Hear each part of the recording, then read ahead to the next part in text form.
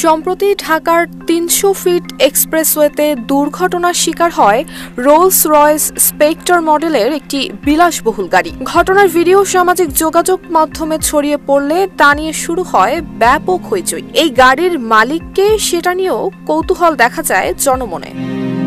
জানা গেছে, গাড়িটির মালিক মস্কো গ্রুপের ব্যবস্থাপনা পরিচালক আরিফ বিল্লাহ। দুর্ঘটনাক্রান্ত গাড়িটি ছিল সম্পূর্ণই নতুন এবং এখনও স্থায়ী রেজিস্ট্রেশনের আওতাভুক্ত নয়। শুধুমাত্র অস্থায়ী এএফআর নম্বর প্লেট দেখা গেছে গাড়িটিতে। গাড়িটির আনুমানিক মূল্য ছিল 14 থেকে 15 কোটি টাকা।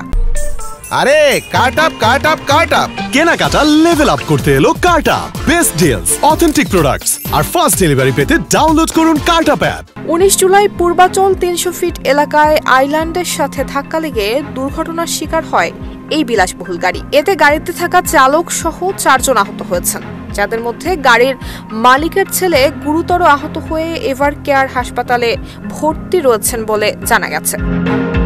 নুসরাত জাহান মেহেক, ঢাকা পোস্ট।